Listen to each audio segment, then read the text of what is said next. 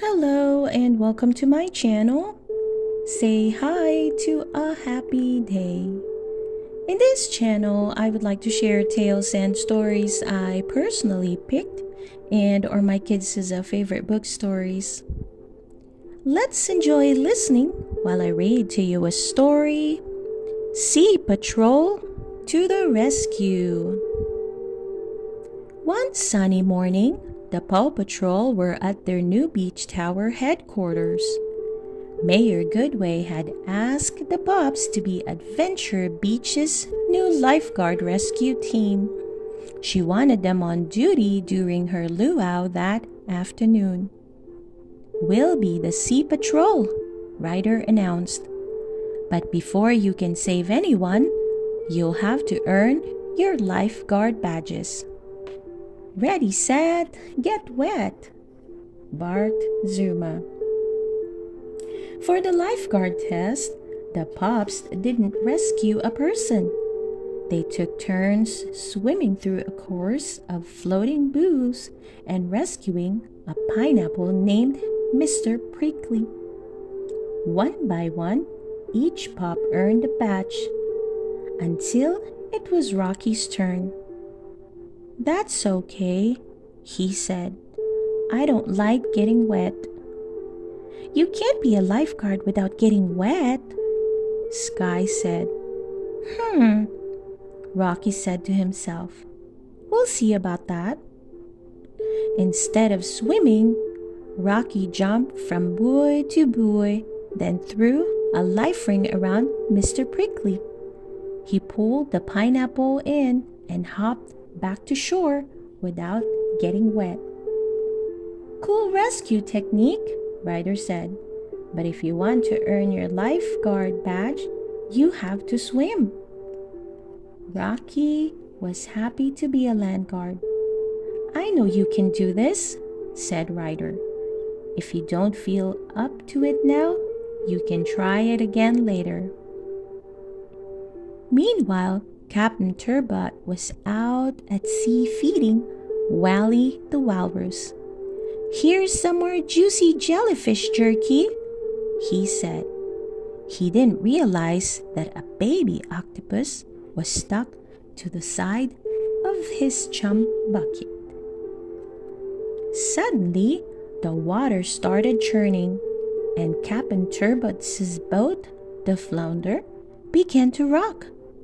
Giant tentacles reached out of the waves and wrapped around the boat. "Great gushing geysers! I need the PAW Patrol!" Captain Turbot exclaimed, and he called Ryder. Ryder told the pups about Captain Turbot's boat. "The Sea Patrol is on a roll."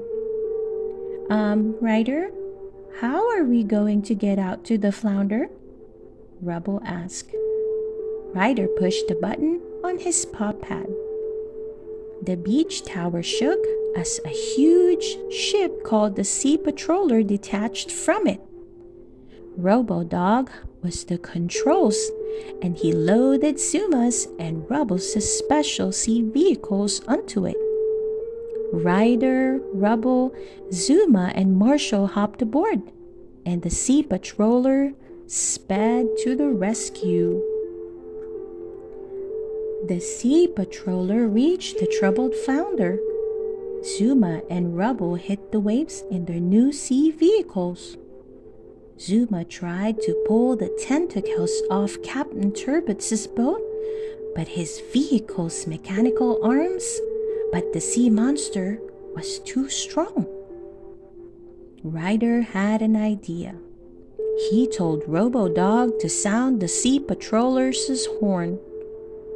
The startled sea monster released the Flounder and slid below the ocean's surface. "Hooray!" Everyone cheered. But just then, the Flounder started to sink, and Captain Turbot was still on it. Rubble used his crane to pluck Captain Turbot off the deck, just as the boat slipped under the waves. The pups and I will do everything we can to raise the flounder, Ryder promised. As Rubble headed back to land, no one noticed the little stowaway stuck to Captain Turbots' life ring. Marshall put on his scuba gear, dove into the water, and went to work. He found the sunken flounder and started pumping it full of air from his tanks. The boat floated up toward the surface. As Marshall watched the boat rise, something shiny caught up his eye. Was it undersea treasure?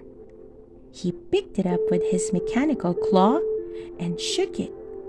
"It's a baby rattle!" he exclaimed. Meanwhile, Captain Turbot was back on Adventure Beach trying to cheer himself up at Mayor Goodways' luau.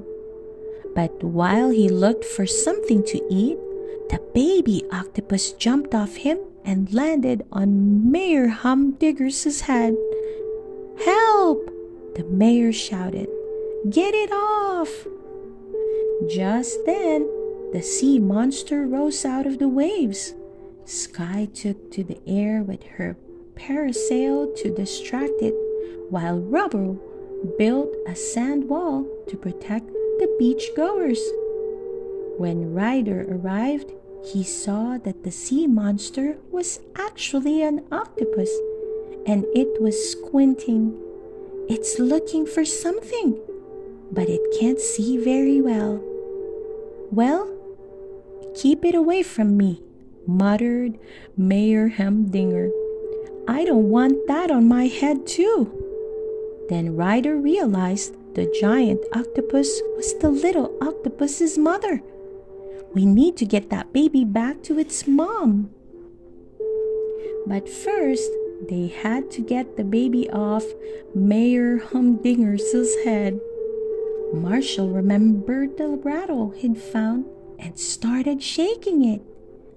The baby octopus reached for the toy, but because Mayor Humdinger couldn't see, he accidentally knocked the rattle into the ocean.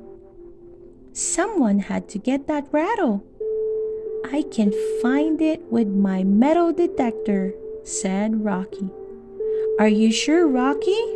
Ryder asked. "You have to swim and get wet."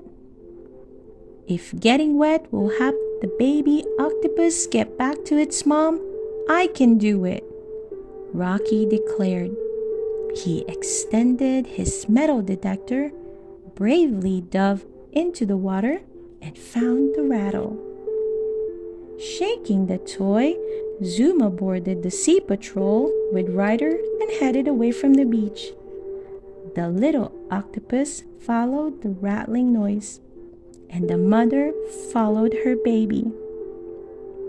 Out in the deep water, the mother and baby found each other and hugged. Ryder quickly made eyeglasses out of 2 punch bowls from the luau. Now the mother could always find her baby. The Sea Patrol had worked together and saved the day.